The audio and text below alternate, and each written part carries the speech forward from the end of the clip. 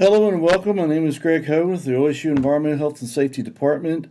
I'd like to thank everybody for joining in today. We're going to be discussing heat stress. Some objectives we're going to be talking about this time include the type of heat stress, symptoms of heat stress. We're going to give you some basic information on first aid. We're going to give recommendations to the employers and also for the workers. And also we'll be covering the heat stress tool and even the website that deals with heat-related type of injuries or illnesses. So what exactly is heat stress? Heat stress basically is from exertion or even hot environments, places workers at risk for illnesses such as heat stroke, heat exhaustion, and heat cramps. Some examples of heat stroke, once again, is the most serious heat-related disorder. It occurs basically when the body becomes unable to control its temperature.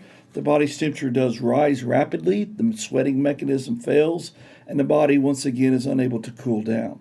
Heat stroke also occurs when the body temperature rises to 104 degrees Fahrenheit or higher. Heat stroke can also cause death or even permanent disability if the emergency treatment is not given immediately. Some basic symptoms of heat stroke include the hot, the dry skin in hot weather. The skin also may be very red, flushed. The employee also may be experiencing some type of confusion, slurred in speech. And they may also experience seizures, coma. The throbbing headache is another good example. Their body temperature is going to be high.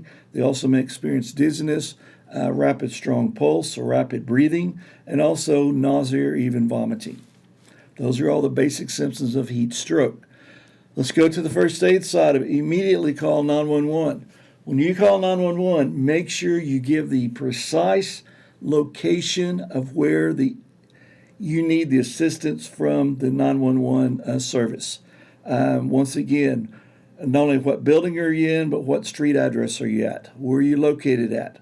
The other thing, too, is move the person to a shaded area. Remove unnecessary clothing. You've got to get that body cooled down. Put a person into cool but not hot water. Not cold water, but put them in a tub of water or even a cool shower. Mist them down, spray them down as best you possibly can. Maybe with a garden hose, sponge them with cool water. That's where you can take a rag, wet it, and you can start cooling the body down there as well. Or you maybe actually have a fan and some type of a mist with cool water running through it. Maybe you could set them in that location or move them into that location. Place ice packs or even cool packs, wet towels on the forehead, the armpits, the neck, and even the groin area. The other thing, too, is try to avoid and do not take any type of fever-reducing medications. The heat exhaustion is very important also. This is one that a lot of people have. They go, man, what's going on with my body at this particular time? Heat exhaustion basically is the body's response to an excessive loss of water or salt, and usually it occurs directly through what? Sweating. Some basic symptoms. Here's some of the differences between heat exhaustion and heat stroke. With heat exhaustion, you have the dizzy and the fainting, excessive sweating, rapid pulse, or even maybe have a weak pulse, for an example. And the person may be very nauseous, they may be vomiting, but once again, they may be cool, pale, or even clammy to the skin. A lot of times the skin is going to be very sticky feeling. And the other thing, too, with heat exhaustion is they may experience heat cramps or muscle cramps. That's what they're referred to as well. If you come over to the next side of the little picture there on the screen, a person may have a throbbing headache, may have, as far as heat stroke is concerned, no sweating, rapid, strong pulse, the nausea, even the vomiting side of it. The hot, dry skin also may lose consciousness. The skin is going to be very, very dry feeling. As opposed for heat stroke, that is, as opposed for heat exhaustion, it's going to be very sticky feeling when you do touch the skin.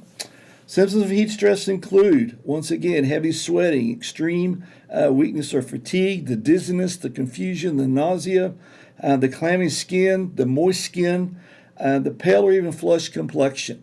The muscle cramps may start to develop during that time. They may also have a slightly elevated body temperature. Their breathing may be very fast or very slow or very shallow sometimes.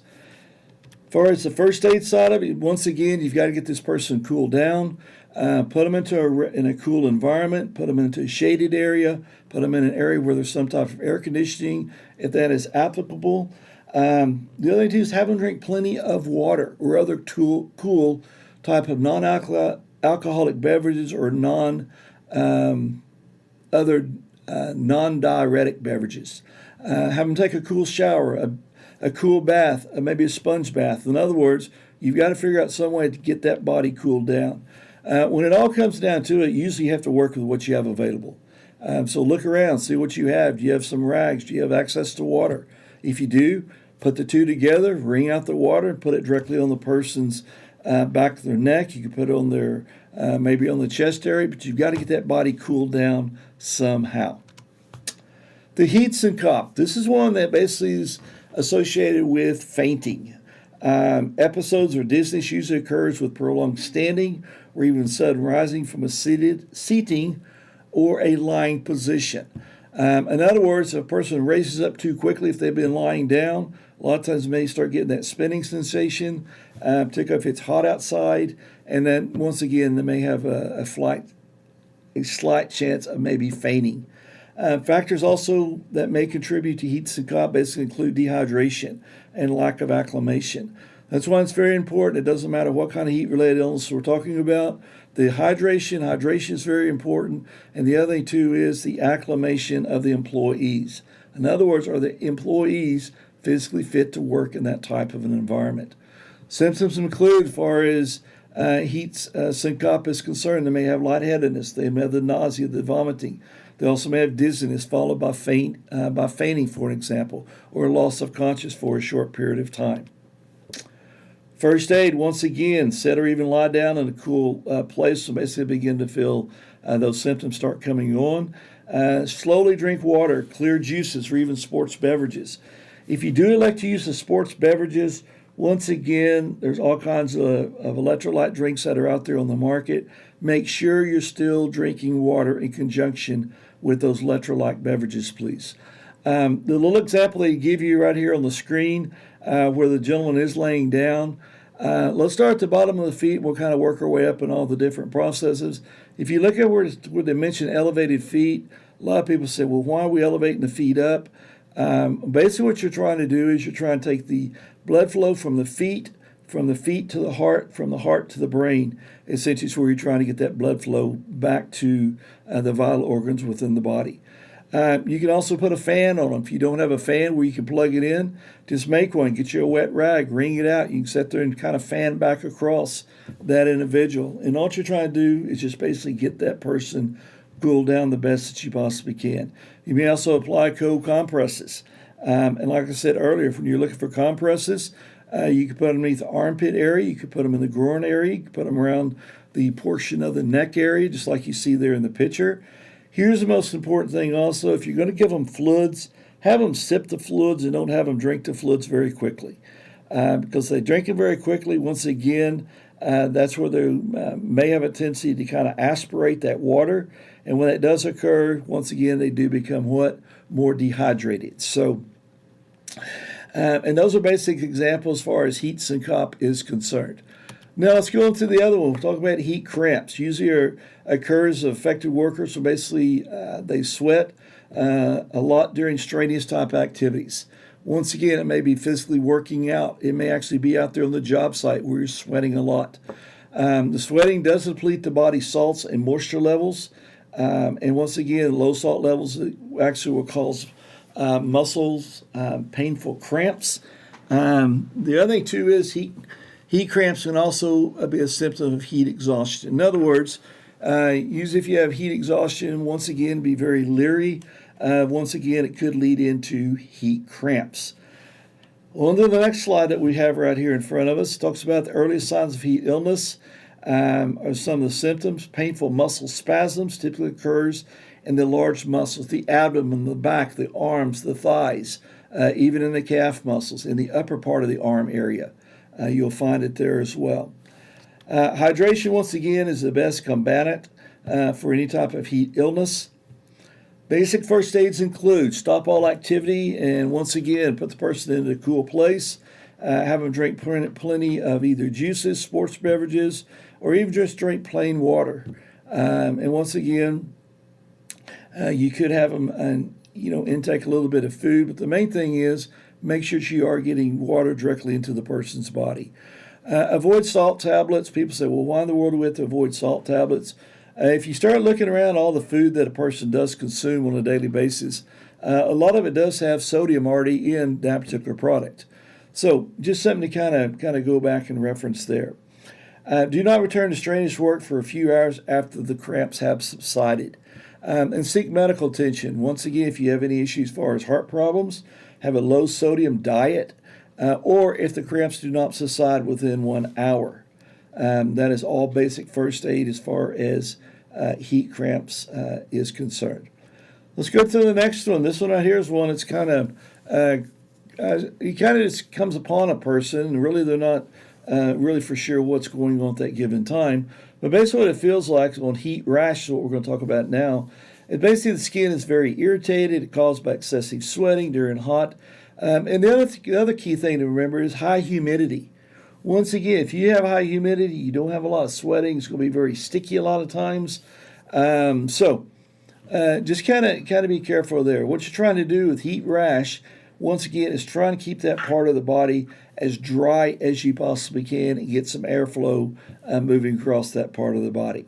Some of the symptoms of heat rash include they look like little red clusters, or they look like little small pimples, or even small blisters that do start occurring. And once again, it can occur virtually anywhere on the body, but we do give you some basic examples around the neck area, particularly around the folds of the neck area you may experience there, in the upper chest area, in the groin area, even underneath the breast area, and also in elbow creases.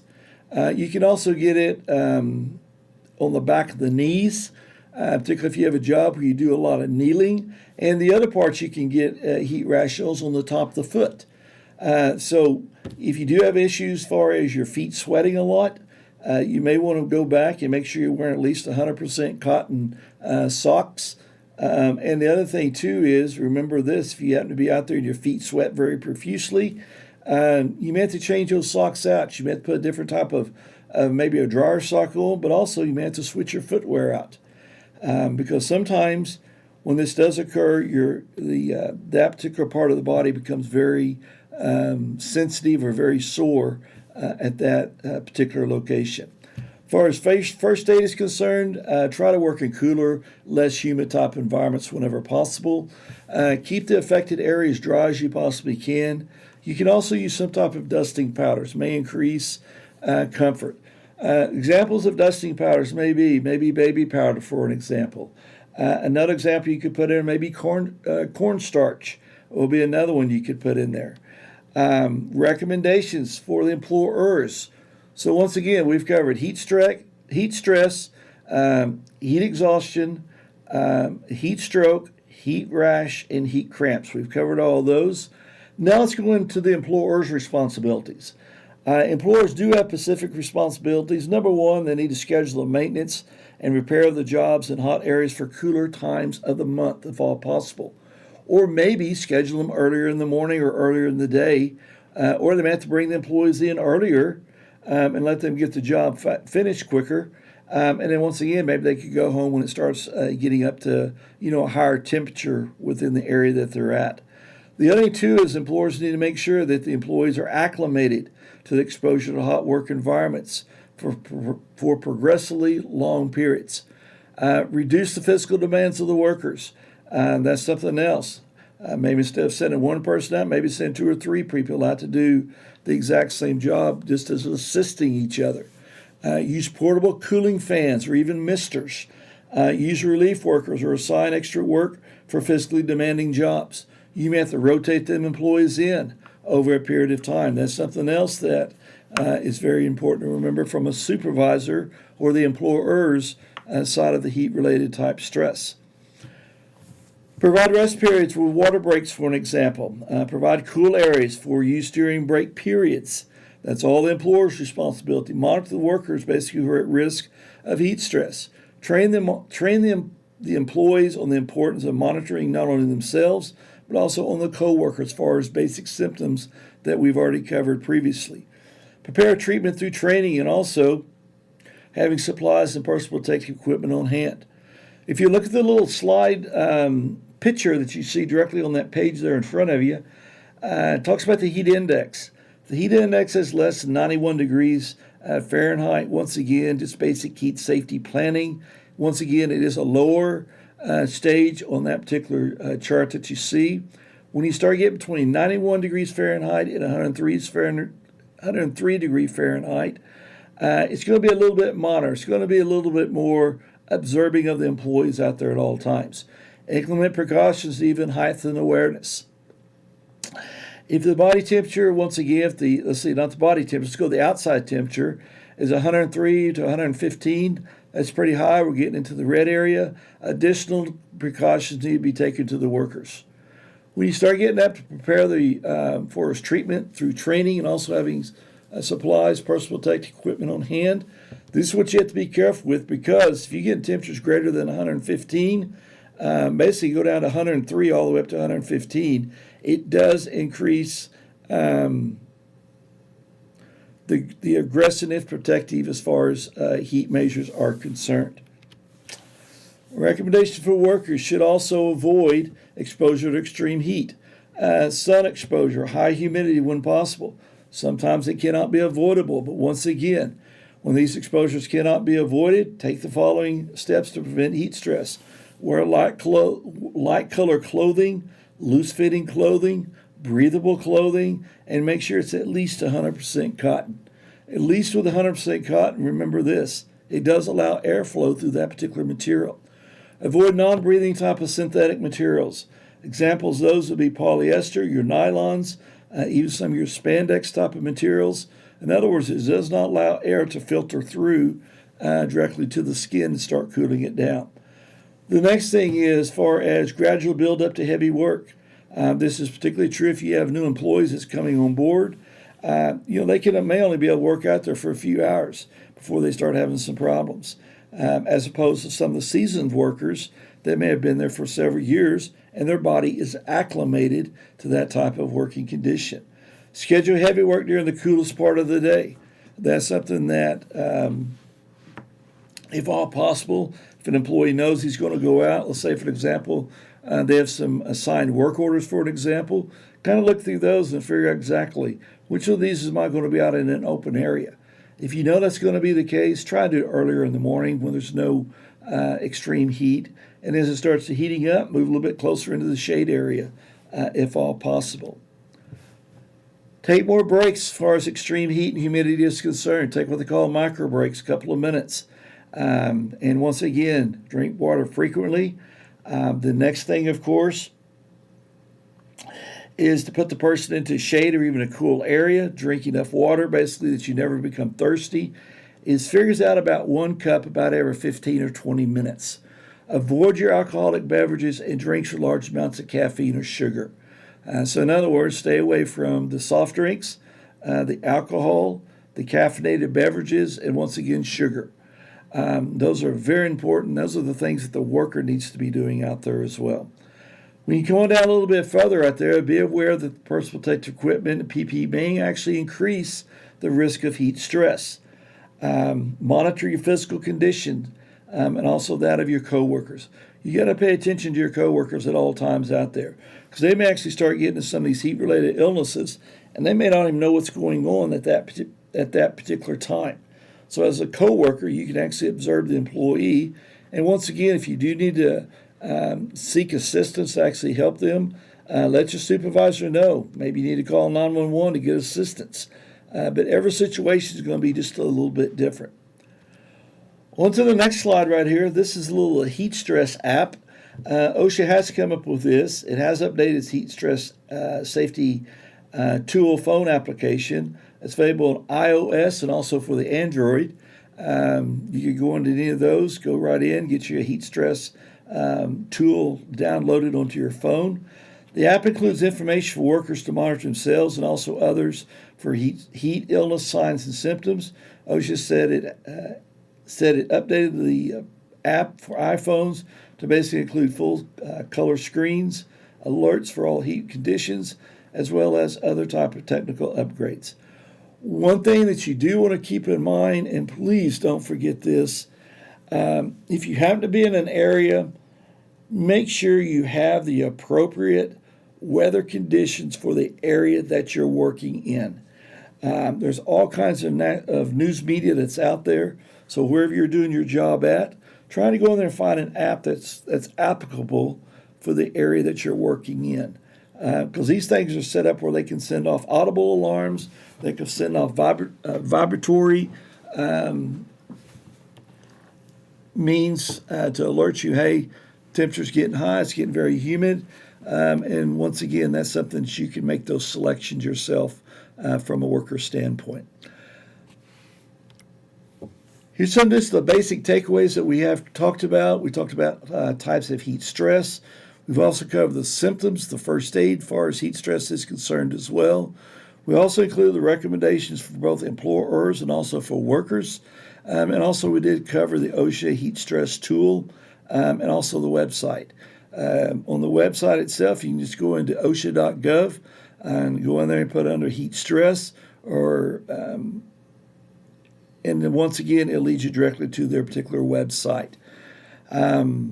Here's some questions. Usually comes up during training topics, so I thought, well, I'd include them in this presentation for you. I'm going to give you some examples of diuretic beverages basically can lead to dehydration. Alcohol happens to be one of them. Iced tea, for an example. Things, once again, doesn't matter if it's caffeinated or if it's just the uncaffeinated tea. Once again, when you drink those products, coffee would be another example you could put in there. Soft drinks or sodas would be another example you could go with. One thing you do want to keep in mind, though, is when the body does become depleted as far as fluids are concerned, that's when you've got to worry about heat-related type illnesses setting in. So once again, what happens when a person stops sweating, basically while working in the heat, they start to develop what? Heat stroke.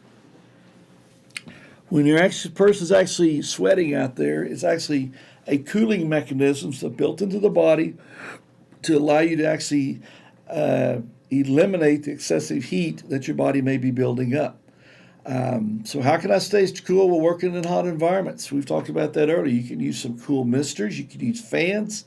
You can get the shirt wet. You can get some wet rags, wet towels. Put them around the back part of the neck area. Maybe put them on top of your head. Once again, what you're trying to do is just keep your body as cool as you possibly can. What type of clothing should a person avoid when working in hot environments? It comes down to this. Stay away from your polyesters and your nylon type of materials, and also stay away from some of your spandex products that are out there on the market. Because the three that I just mentioned are non-breathable type of clothing. So if you're going to try to go outside and do any type of work, put on that 100% shirt, preferably long sleeve shirt. Because here's the thing, when you start to sweat in a 100% cotton shirt, one thing that it does do, it actually will cool the body down. But the other thing too is it does allow airflow to penetrate through the material itself and to cool the skin down in a safe manner.